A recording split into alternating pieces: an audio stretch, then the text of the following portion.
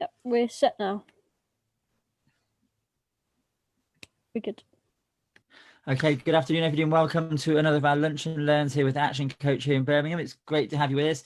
I'm really delighted to have Kanayo from Synergy. Hi, Kanayo. Oh, hi, Steve. Pleasure to be here. No, well, it's great to have you here. Thanks so much for joining us on this Monday Lunch and Learn webinar. And very shortly, we're going to be talking about how robots, or could robots, run your business. And so really interested to hear what you've got to share with us this lunchtime, Kanayo. And when we talk about robots, actually, I've always got this sort of image in my mind of robots running a business, but I think there's a lot more to it than that. So we'll come back, Kanayo, to that very shortly. Absolutely. But for those of you who are listening this lunchtime, if it's your first time with us, please do put any questions and answers in the Q&A box if you're on the Zoom platform. And if you are listening live on Facebook, please do connect with us. Follow Action Coach, follow Synergy. But if you have any questions this lunchtime, put them in the comments box. And we'd love to know where you're listening to us from.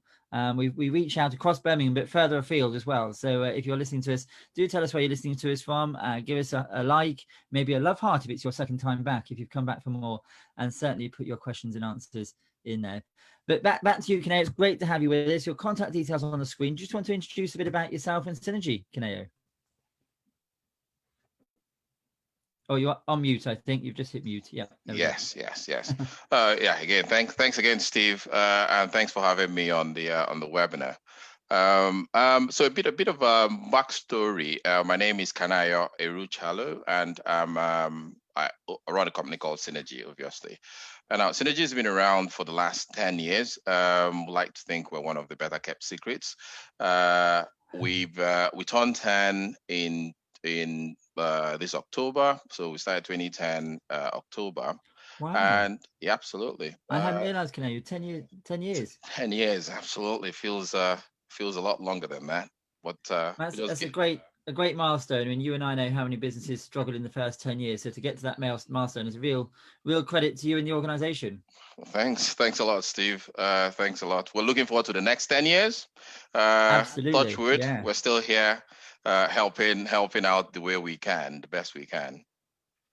Yeah. So like I said, I mean, for us, our journey really has been it's been a mixed bag. We started out live as a digital transformation consultancy focused on helping large businesses with their to leverage technology as part of their compliance and growth strategy. If you remember back in 2008, on the back of the subprime and the Great Recession, as they call it, a lot of financial services institutions had to go through a transformation exercise from a compliance standpoint. So we were part of that journey, helping them to put in place process automation systems to enable them to meet various requirements by various reporting regulatory authorities. And as a result of some of the work that we did with our clients, we're able to help them save time, meet their time obligations. We tracked it, and we have about 300,000 hours in time savings and about 12 million in cost savings to those organizations.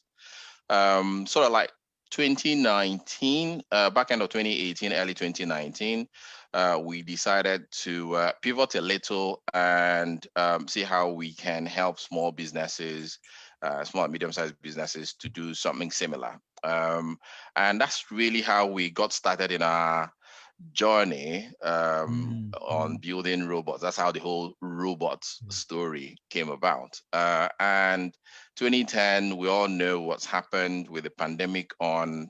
There's a lot of drive for efficiencies, cost efficiencies, productivity improvement, doing more with less and all that. So I think it's been quite timeless for us. And we're actually looking forward to the future. That's really me, Steve.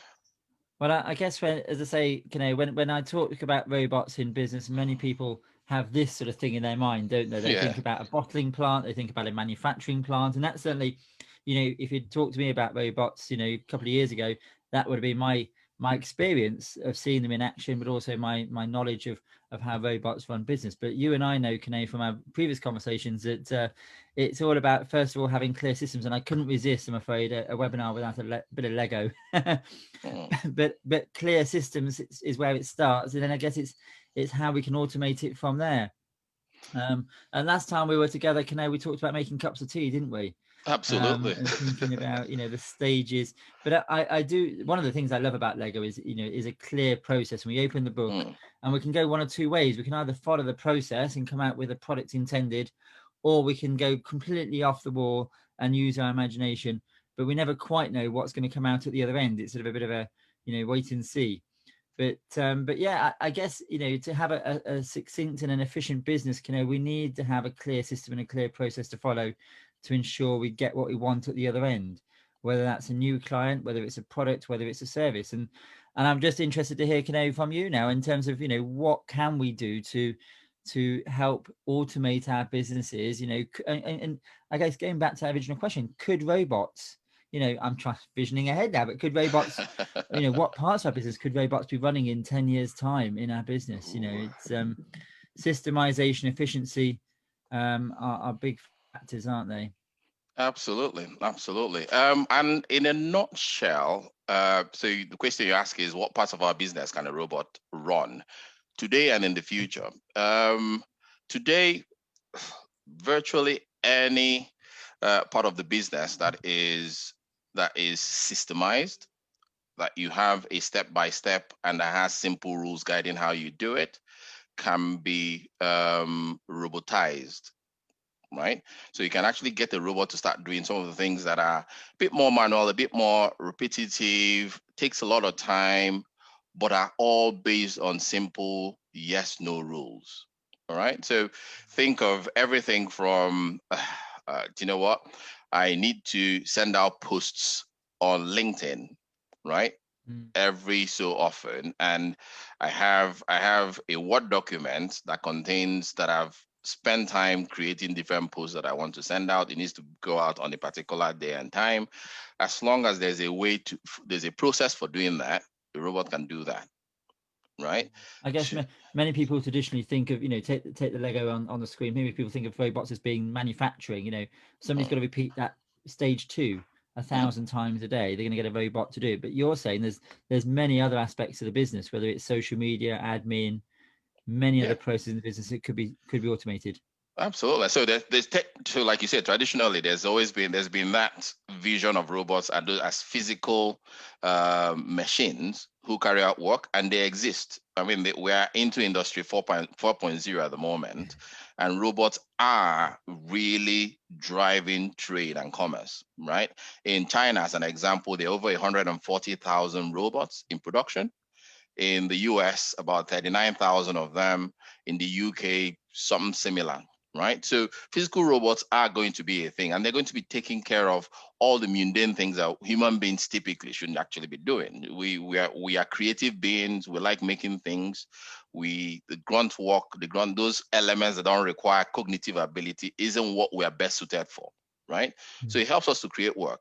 In the same way, I mean, some of the things that's happened is, if you look at industrialization and the industrial revolution, we are now in a knowledge age. So almost 50% of our workforce is based on what we do on computers, right?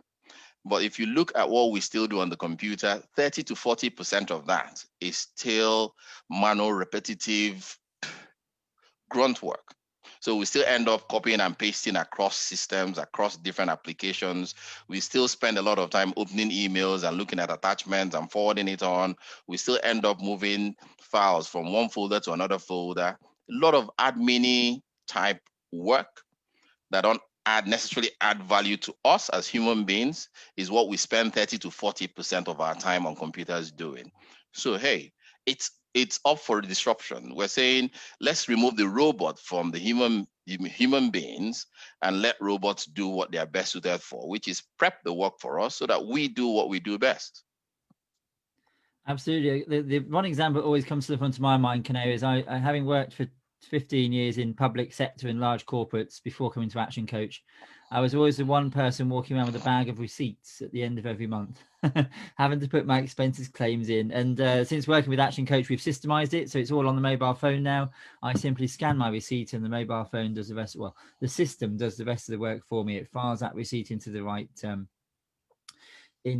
category. And then at the end of the month, I just press send, and off it goes and puts any expenses into the business, and integrates it with the account system. And there's a great example, I guess, of taking me out of the process. I'm not sitting there with a receipt in an Excel spreadsheet thinking, well, what was that for? When was that coffee? And what was that travel for? And have I got a receipt for this? You know, hours of my time, which could be better used, dare I say it, you know, the contribution I can make to the organization by doing so much more valuable, much more worthwhile to drive the business forwards. And I guess that's the point you're making, isn't it, in terms of how can we take that mundane work away from the humans and give it to a system, a bot, a robot that can do it for us.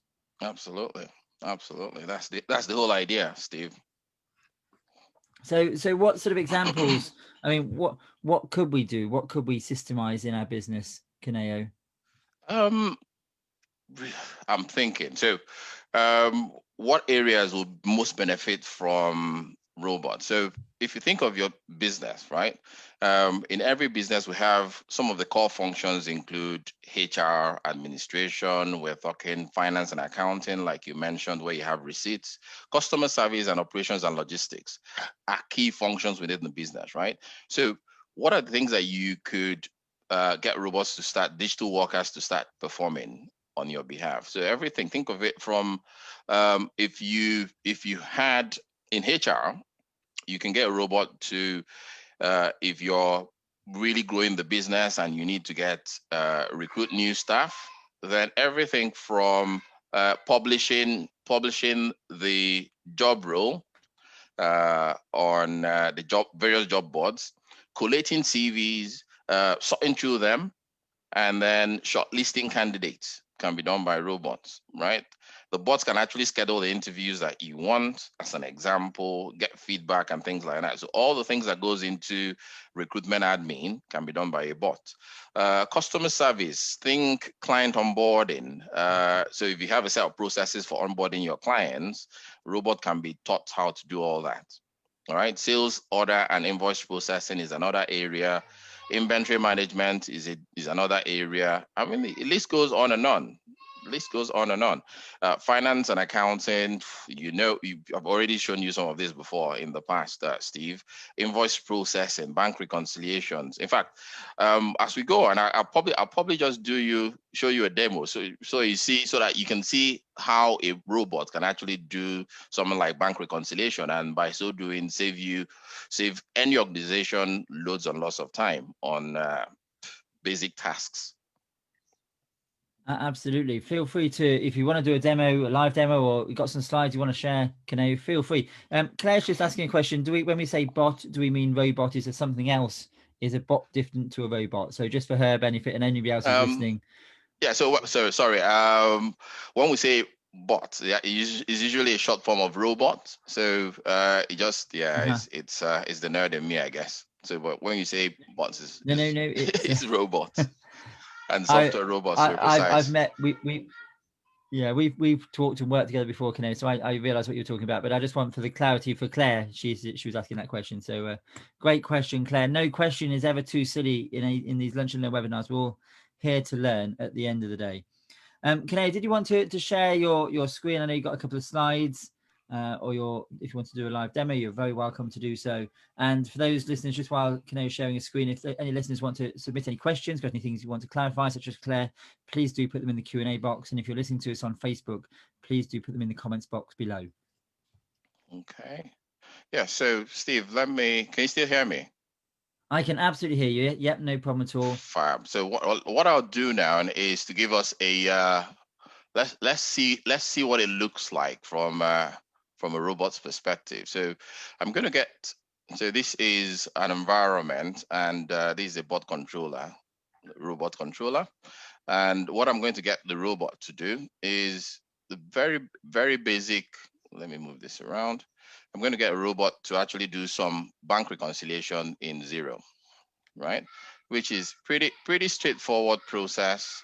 Typically, you have typically what happens is you log into Xero and with your credentials, and then go into your organization. You go into a business account, and then you start going through matching the transactions you have in your bank with transactions that you have in Zero.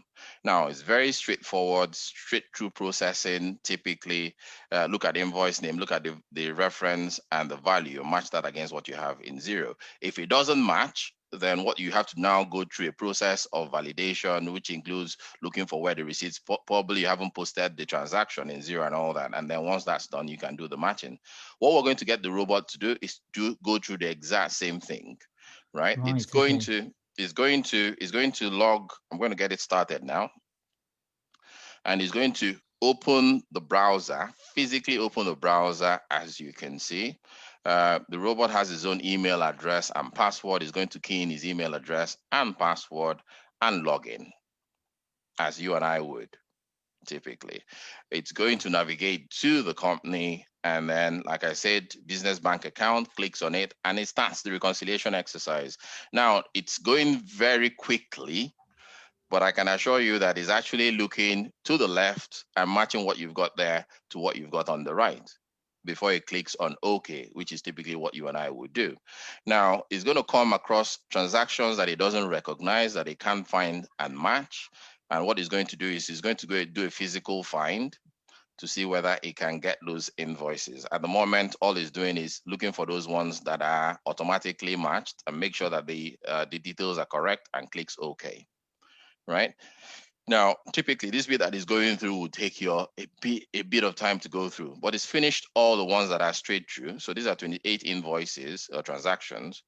Now, what it's doing at the moment is actually looking for specific transactions that it couldn't find that are not automatically matched, and is looking for them. If it finds them, it will reconcile. If it can't, then it's been trained to leave a note for me to go in there and now do the reconciliation, because it means I have to either go to the back end and make sure that the invoice has been posted in Zero if it hasn't been, or do a bit of manual work, right? But if he does find it, he's going to actually find it. So in some cases, remember, in some cases, you might have a vendor who makes a part payment, as an example, or you might find a vendor who makes multiple payments at once. So it pays 2 invoices, as an example, at once, right? Those ones won't be automatically matched by Zero. So you have to physically go in, do a find and match and do that. So when it recognizes that, it's actually going to do the exact same you and I would do, which is it will read, see the invoice number, and then on the back of that, do what it needs to do. Okay. That is great. Claire's just asking another question. Kanayo, is finance the only area we can, or is it the first area to sort of automate? I think she's wondering if it's just finance or other areas as well. No, so it does. Like I said before, it does. Finance is a fairly good example, but it does everything from recruitment. It does recruitment. It does. You can apply it in client services, so client onboarding and offboarding, as an example. Say sales, orders, inventory management. So that it has a lot of applications outside of finance. And just out of interest, a question from me, really. If you were to implement this bot or this robot process in your organization, how much time would you save? So on average, it cuts processing time by as much as 90%. 90%, 90%, yeah. Wow. By as much as 90%. So in this example, so that kind of process that would have taken you, typically would have taken you about 45 minutes to do, and the bot did it in about 6 minutes. Wow. 6 minutes from 45, huge difference. And how much? Another question from Paul: how much staff training would be required for that sort of system to be implemented in your organization? Sorry? How much staff training would be needed to implement? Paul's asking. Zero. There's no staff training required per se. So it's, if you think, the best way to think of robots is to think of hiring a new member of staff. So the onboarding process is typically handled by us. So we do the training. Once we understand, we will do a lot of the legwork, right? So part of what we do is understand the process that they do, that you use to carry out such transactions in your organization, and then we'll use that to program the bot.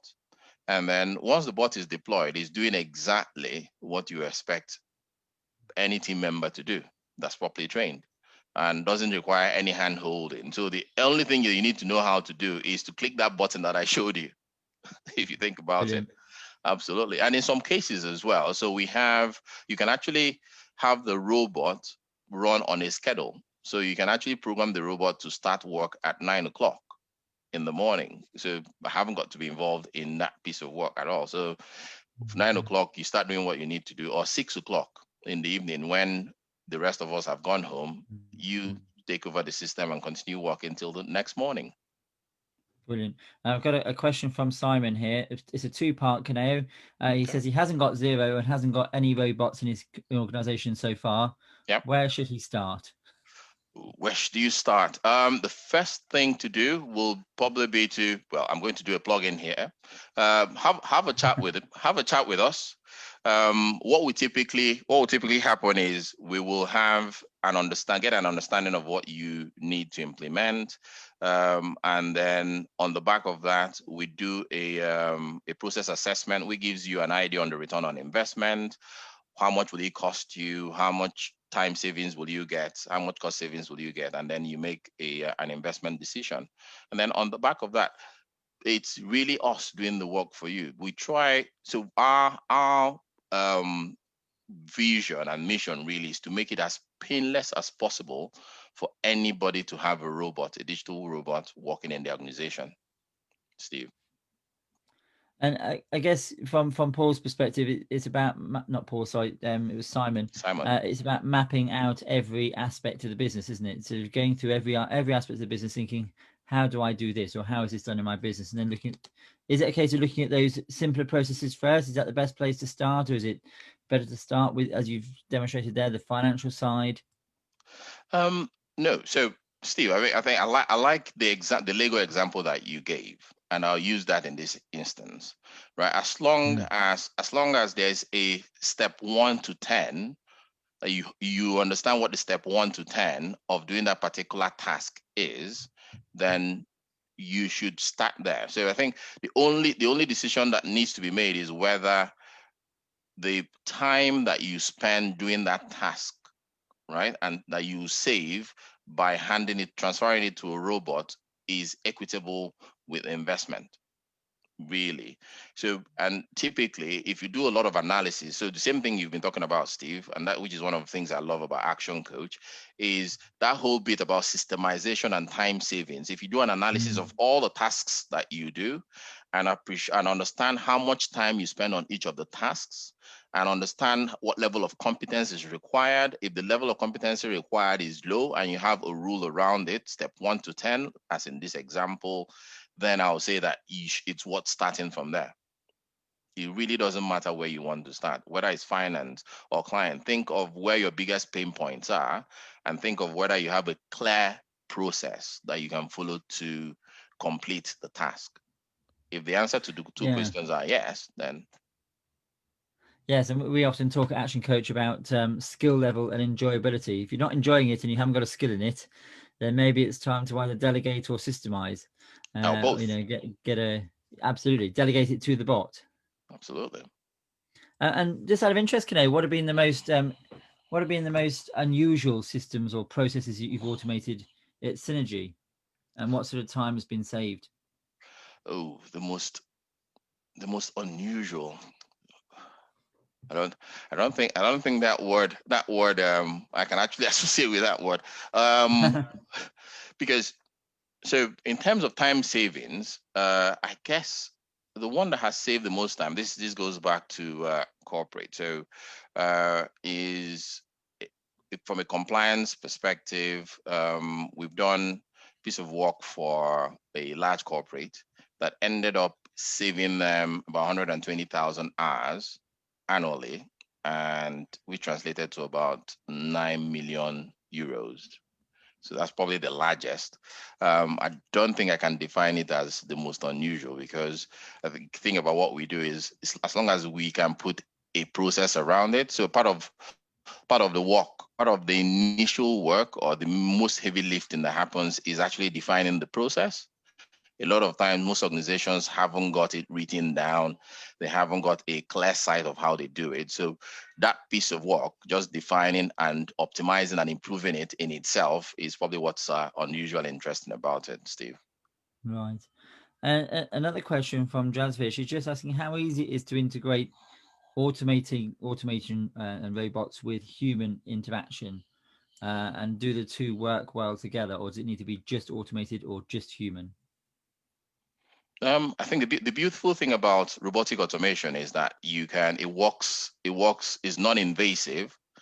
It works with what you've got, and you don't lose the control. The analogy I use with a lot of people is, if you think back in the day, right, and it's still the case. So back in the day, I'm about to show my age now, but back in the day, I used to enjoy two series that used to show on TV: The Bionic Woman and the $6 million man. Right now, that was the beginning of cybernetics and all the kind of things. But Yes, yeah. if you think of the robot as your bionic arm, then you get to understand how well you can work together with your robot. So in my case, as an example, all you need to do is I finish all the work that I need to do on my computer, but I have a lot of admin things that I need to do.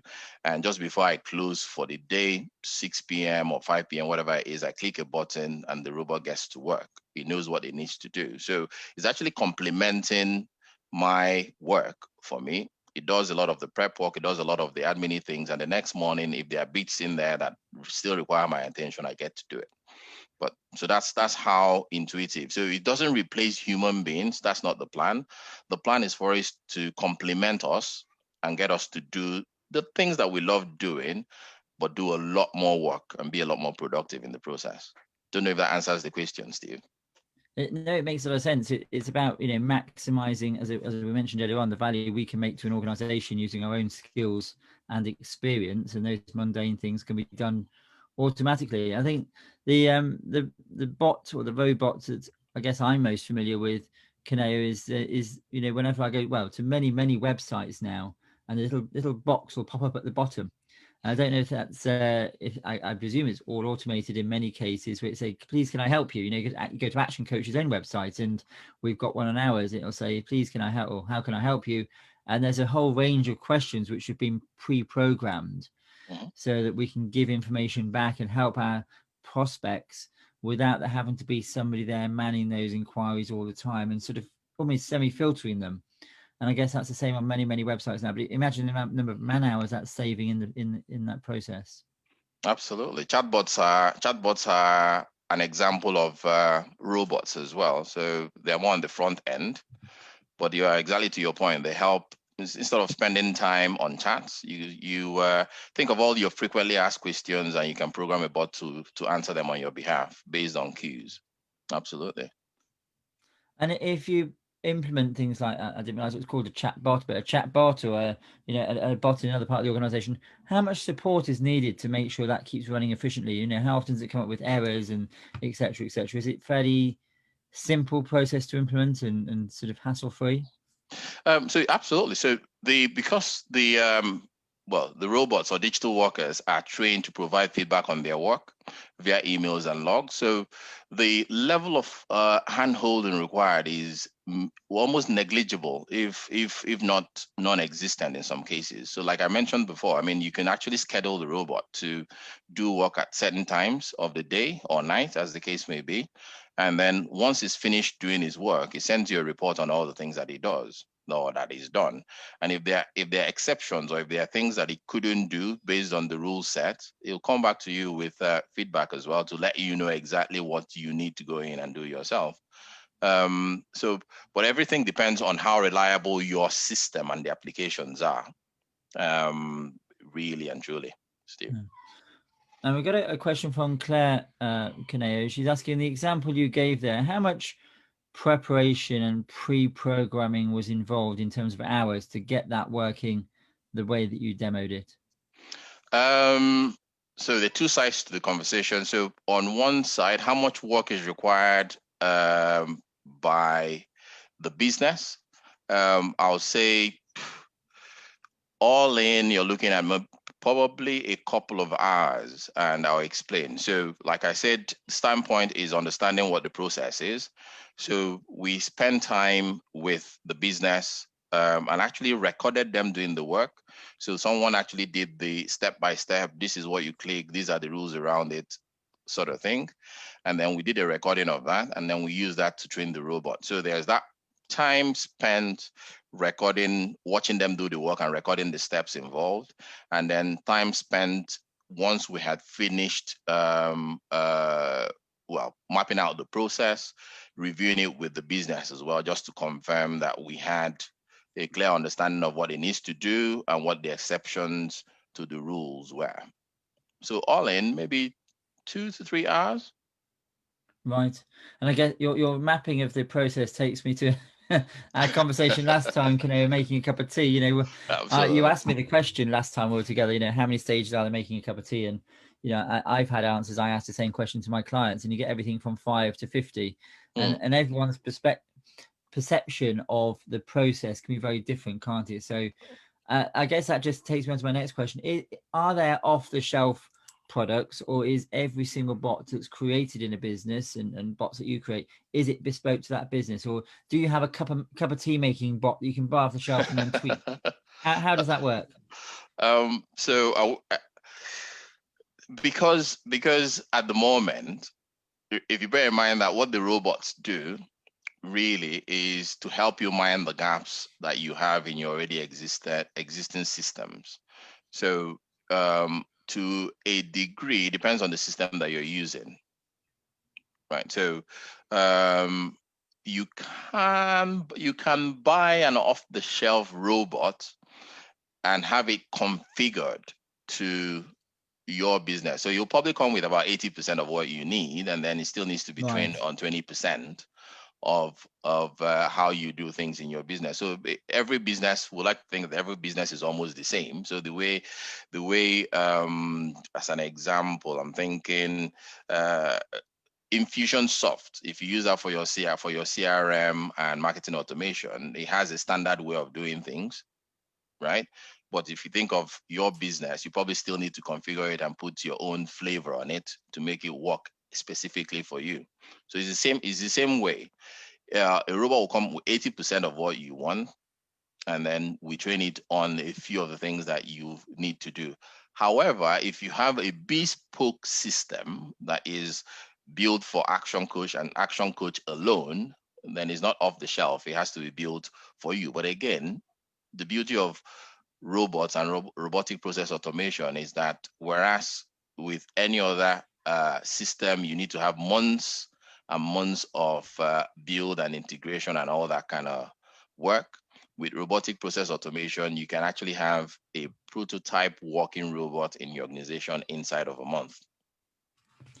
And I guess going back to our cup of tea example, Kanayo, I'm guessing, I often use that phrase, but I'm presuming that the environment in which the organization is operating. So take our cup of tea. If it's a cup of tea, as in the receptionist is making that for a visitor, or you're a cafe serving a cup of tea, it might be a similar process in some ways, but the environment will have impacts on that how that robot operates and the kind of stages that it needs to consider.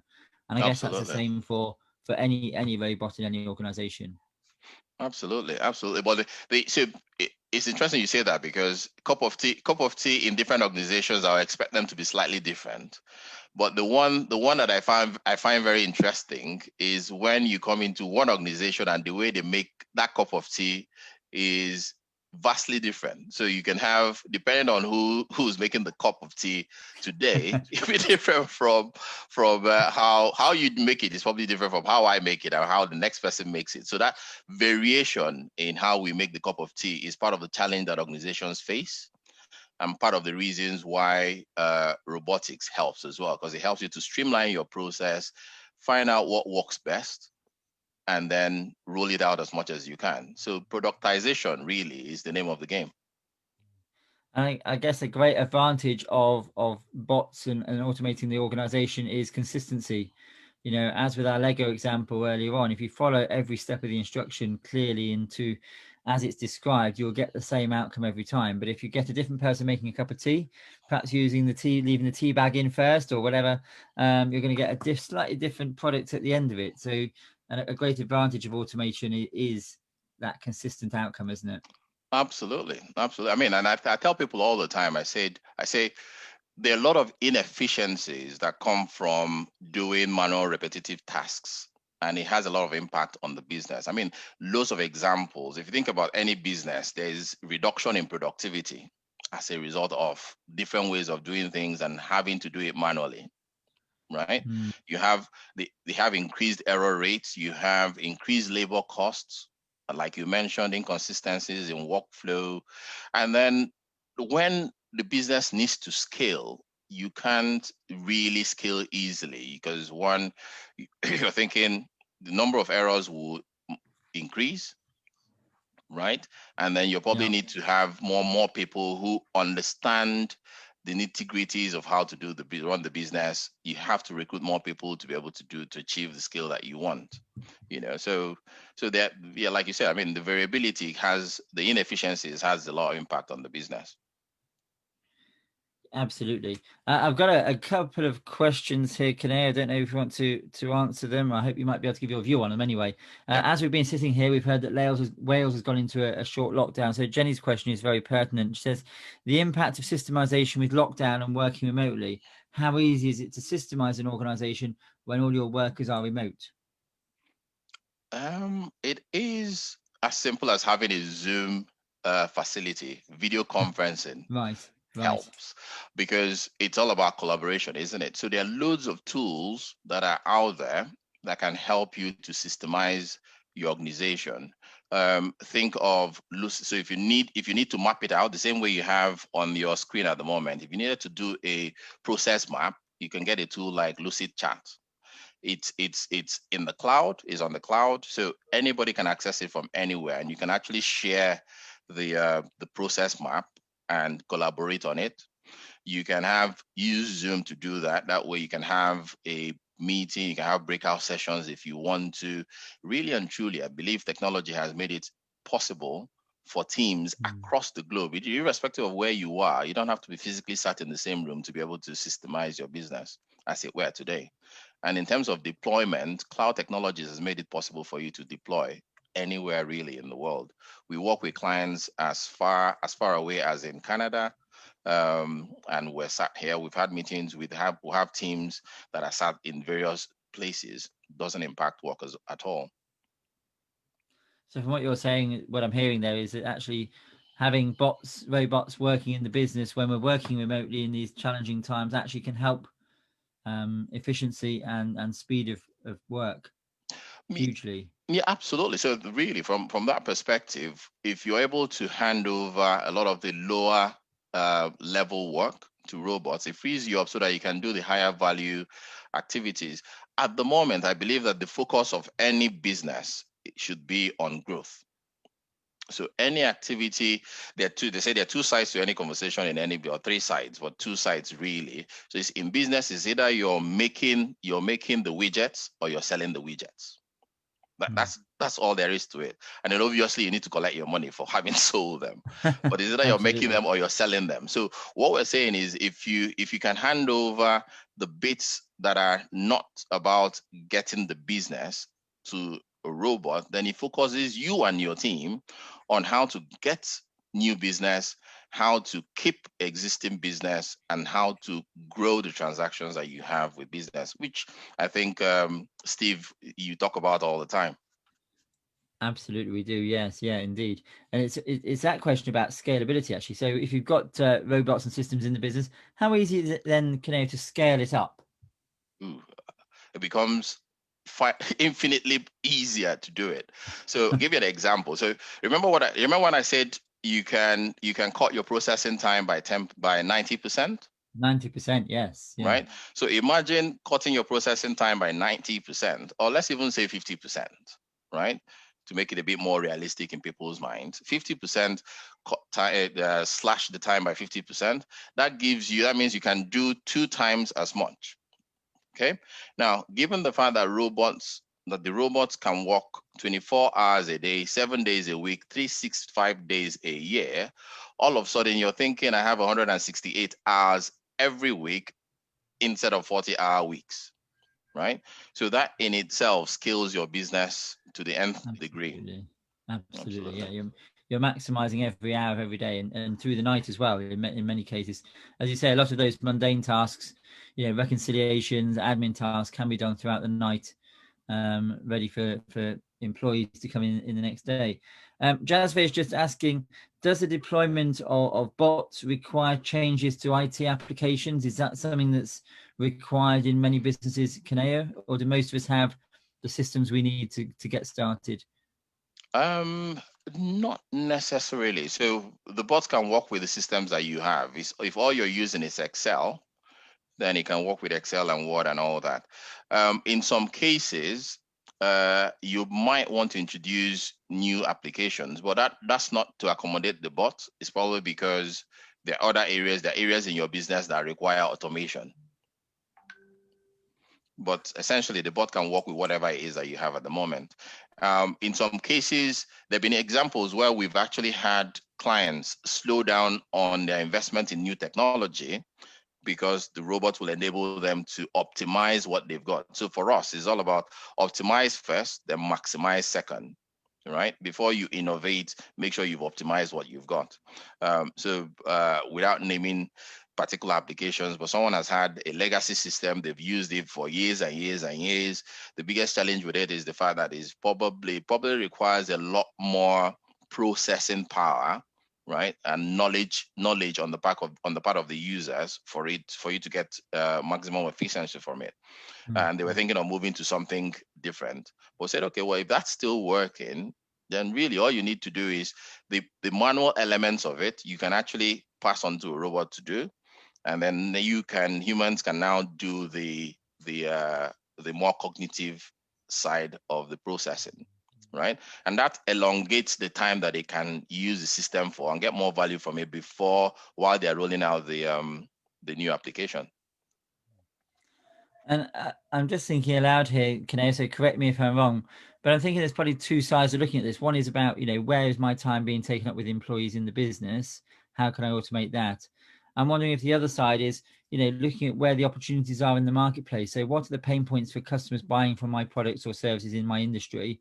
How can I systemize? How can I provide a better service, possibly using automation to provide a better customer experience for my potential clients going forward and my existing clients? Where can I compete, and how can I compete against my competitors by automating my business?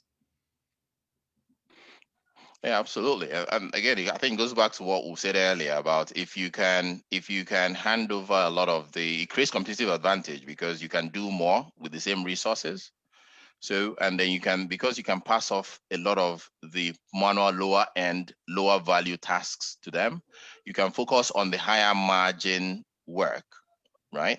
And you can do a lot more, you can get a lot more business, leveraging the robots. Yeah, I'm gonna age myself a bit like you now, Kanayo. I remember working alongside estate agents back in the late 90s, early 2000s, when they were going through the process of moving away from sticky back photos on pieces of paper to starting to have properties online, and then automating that process so people could then access house tours online. So then start to compete, that automation of viewings to take time away from the staff, from the agents selling the properties, and also filtering out those people who are just being nosy from those who are interested buyers. Just an example that's coming to front of my mind about how they've streamlined both the customer service experience, but also helped to really look for serious buyers who are interested in those particular properties. So, it is about looking at what your competition are doing, I guess, and seeing how can you simplify, how can you speed up, and also use automation to really drill down to your buyers' needs and look at the experience they're going to get from you as an organization, and help move your business forwards. Absolutely, Steve. Absolutely. Yeah. And so obviously I'm presuming that every bot is going to be priced individually, Kanayo, but I'm presuming that that's where a conversation with you would come in terms of thinking about, well, what is the cost of a process in my organization? What's the cost of a bot? And then making that decision about, is it valuable? Is it, a worthwhile investment in my business to automate different parts? Is Mm. that where the conversation with you would start in terms of next steps? No, I think really yes. So the first step really is understanding that value. Once we can understand what the value is, then the cost element really becomes because it's neither here nor there. Because I don't know if I mentioned this to you before, but we put our money where our mouth is, and we say to anybody who's qualified to really come, let's have a chat. If we think we can add value to you before you even invest in having a robot, we want you to understand fully appreciate what it can do for you in your business, which is one of the reasons why we give a 2-month trial use of our robots to all our clients, really. If once you have it deployed, if it doesn't meet the productivity target that we set or we've agreed, then by all means, in 2 months' time, we'll decommission it at no cost to them. But I'm glad to say that so far we haven't had anybody say no. Because really for us is democratizing robotics. If you think back in the day when this technology came out, and at enterprise level you're looking at tens of thousands of pounds to deploy, but we've been able to leveraging technology, leveraging cloud applications, and a little bit of what we preach as well, having bots build bots.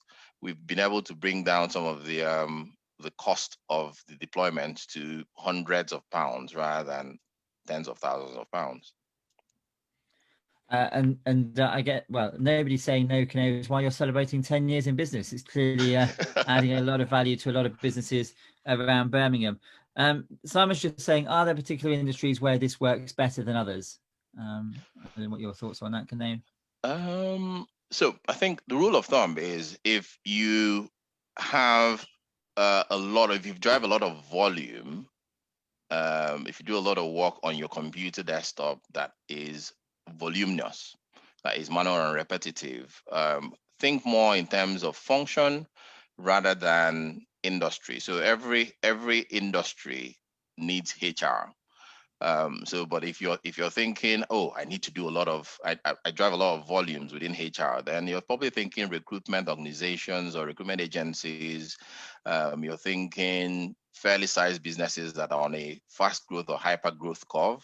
They need to bring a lot of people in. So we speaking with clients who are in HR, and they're having to go through between 250 and 1,000 CVs a week. Now that's a very good use case for robots. Within finance, you think finance and accounting is another, like I mentioned, another area, and every business has finance and accounting. It just depends on the scale of the business. So we think more in terms of function rather than industry. But we're finding that a lot of trade is coming through e-commerce. Within the e-commerce space, within professional service, you're thinking accountants and bookkeepers. And then, like I mentioned, recruitment agencies, and in some cases, digital marketing as well, just because they're doing a lot of client onboarding and things like that. Yeah, and for me, it sort of feels like it falls into two groups. So, as you said, there's back office functions that apply to every single business. Sales, accountancy, HR, marketing, etc. And then there's a delivery of your specific service in your industry, which may well be automated, but that's where the bespoke approach will be more applicable, I guess. Absolutely. Yeah. So I'm conscious we've been almost 50 minutes. It's amazing where time flies, isn't it? But absolutely.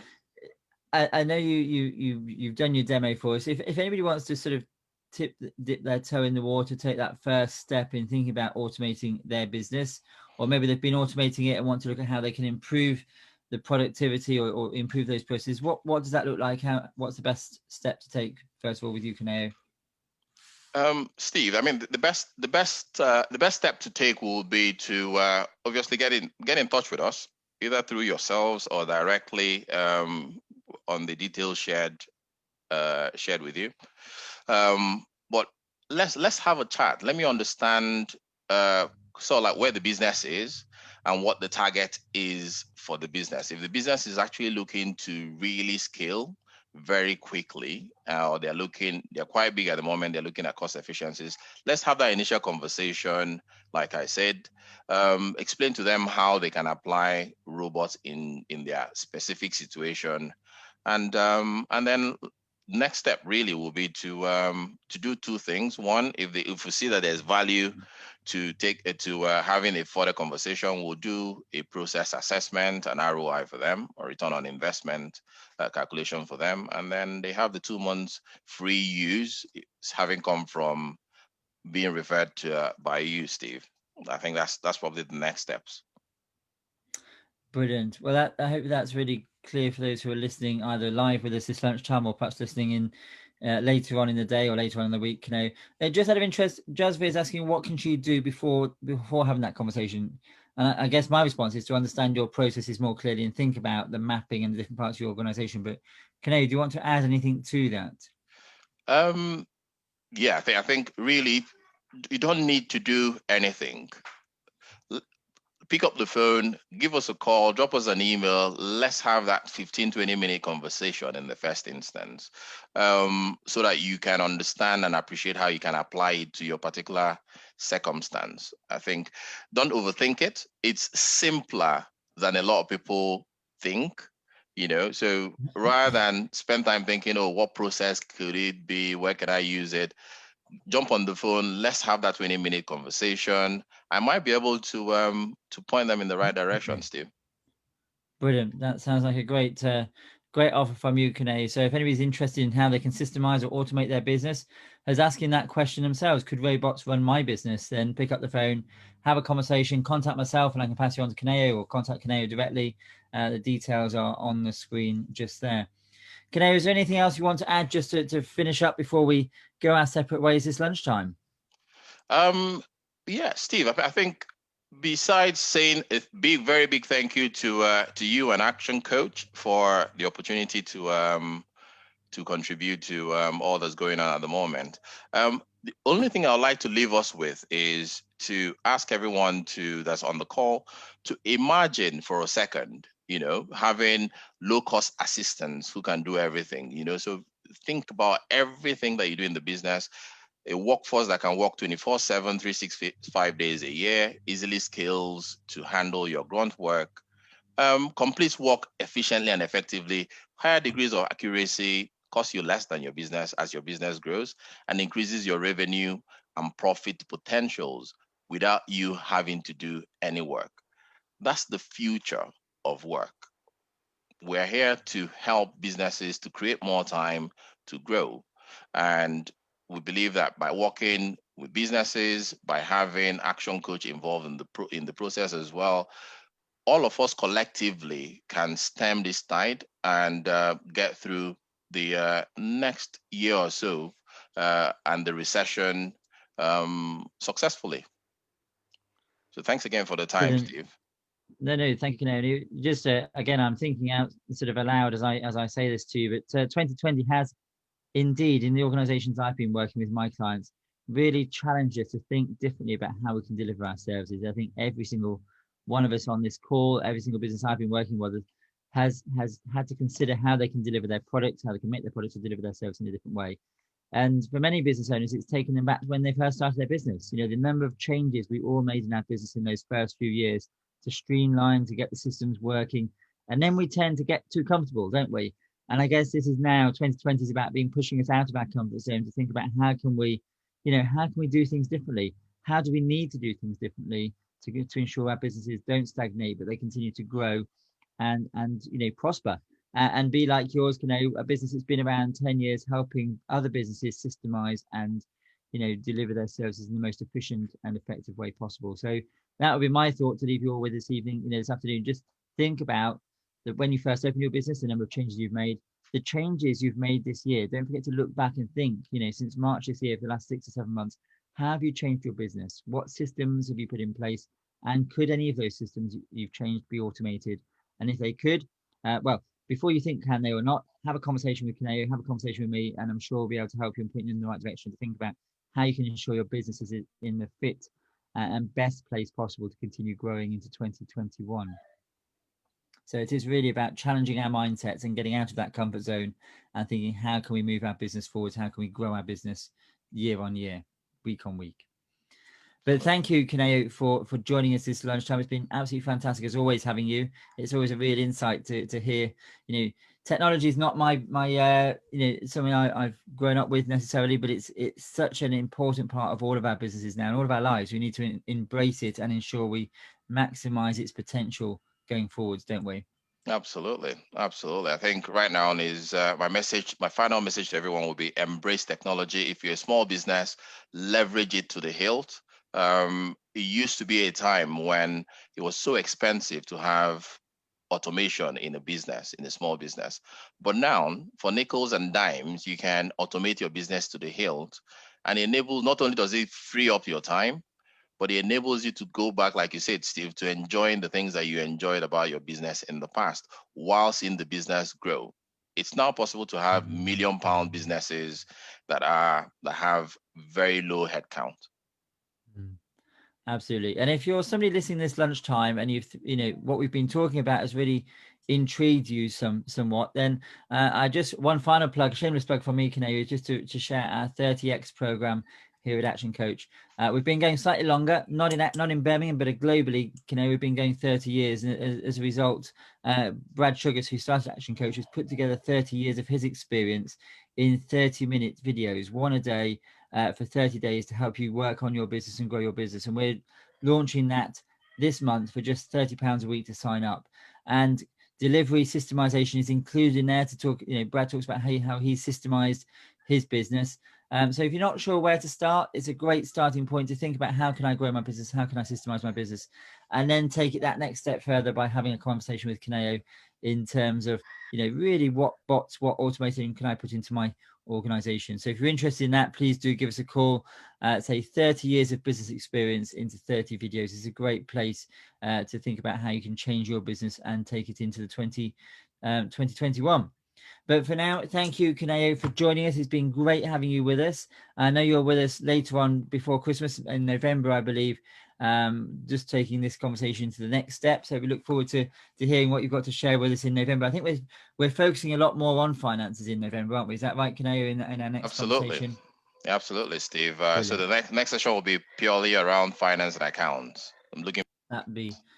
Yeah. So Absolutely. If finances are an area where you think actually I could add real value in automating my business, well, please do join us later in November and we'll be talking about that with Kanayo. But for now, Kanayo, thank you so much. Your contact details on the screen. If you're listening to us later on in the day or later in the week, please do still put any questions or comments on Facebook or email us, contact us. Our contact details are on there. But for now, stay well, stay safe, and have a great week. Thanks, Kanayo, and thanks all of those who've joined us this lunchtime. Take care now. Thanks, Steve. Take care now. Bye-bye. Bye for now.